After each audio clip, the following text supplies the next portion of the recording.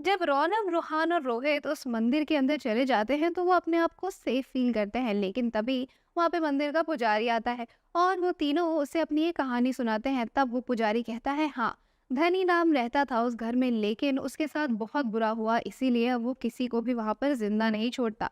उसके बाद वो पंडित कहानी सुनाना शुरू करता है कि धनी राम की बेटी के जन्म के वक्त ही उसकी बीवी की मौत हो गई थी। धनी राम के लिए उसकी बेटी ही सब कुछ थी, उसका नाम था रानी। एक दिन जब उसकी बेटी बड़ी हुई तो पास वाले गांव में मेला लगा था। उसने मेले में जाने की जिद की, लेकिन पहले धनीराम ने मना कर दिया। लेकिन जब वो उदास होकर बैठ गई तो धनीराम ने अपनी साइकिल निकाली और उसे लेकर वहां पर मेले में गया। मेले में दोनों ने खूब सारे झूले झूले, बहुत सारी चीजें खाई और उसके बाद शाम होते ही धनीराम उसे लेकर घर आने लगा। लेकिन वो पहाड़ी इलाका है और वहां पर बहुत सारे तेंदुओं का भी डर होता है। शाम को आते समय उनके ऊपर एक तेंदुए ने अटैक कर दिया और वो दोनों जैसे तैसे वहां से बचकर निकले। मरे तो नहीं, लेकिन घायल हो गए। इसीलिए जब धनीराम रास्ते में आते हुए गाड़ी को रोक रहा था अपनी बेटी को हॉस्पिटल ले जाने के लिए, तभी एक गाड़ी वहां पर रुकती है और उन दोनों को लिफ्ट देती है। वो दोनों गाड़ी में बैठ जाते हैं, लेकिन वो गाड़ी चलते चलते हॉस्पिटल के पहले ही रुक जाती है और वो लोग धनीराम को गाड़ी से बाहर निकाल देते हैं। उसकी बेटी जोर जोर से चिल्लाने लगती है, उसे पकड़ लेते हैं वो तीनों और वो एक के हाथ पे काट लेती है, जिससे उन तीनों को गुस्सा आ जाता है और वो उसकी बेटी को भी गाड़ी से धक्का दे देते हैं और दोनों को ही गाड़ी से कुचल कर वहां से चले जाते हैं। दोनों की वहीं पर मौत हो जाती है।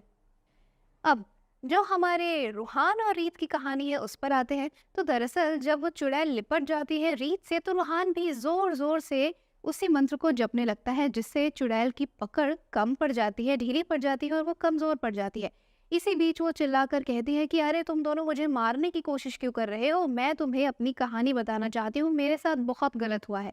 इसके बाद वो दोनों रुक जाते हैं और चुड़ैल उन्हें अपनी कहानी बताती है। वो कहती है कि वो गांव में रहती थी और वहां का जो सरपंच का बेटा था वो उससे प्यार करता था, लेकिन उसने उसे मना कर दिया था। अब एक दिन नदी किनारे सरपंच के बेटे ने उसे उठा लिया और ले जाकर एक कमरे में बंद कर दिया, जहां पर वो रोज उसके साथ गलत सलूक करता था। इसी के साथ उसे खाना नहीं देता था और रोज आकर उसके साथ गलत करता था। एक दिन कमजोर होते होते उसने वहीं पर दम तोड़ दिया और उसी के बाद से उसकी आत्मा वहां पर भटकती है।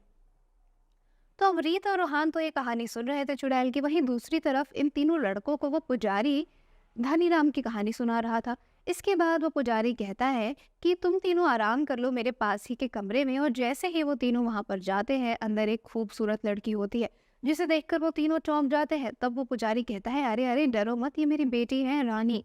और इन तीनों के रोंगटे खड़े हो जाते हैं। ये पीछे मुड़कर देखते हैं, वो मंदिर गायब हो चुका होता है और अगली सुबह मिलती है इन तीनों की लाश। उसके बगल में एक डायरी भी रखी होती है रोहित की, जिसमें ये सब कहानी लिखी होती है। तो ऐसी ही कुछ कहानी हो सकती है भूल भुलैया 3 की। आपको ये कहानी कैसी लगी हमें कमेंट सेक्शन में बताइए। इसी के साथ आज की वीडियो में बस इतना ही। वीडियो पसंद आई तो इसे लाइक कीजिए, शेयर कीजिए, बॉलीग्राड स्टूडियोज को सब्सक्राइब कीजिए और मुझे अपनी होस्ट पंखुरी को इजाजत दीजिए। नमस्कार।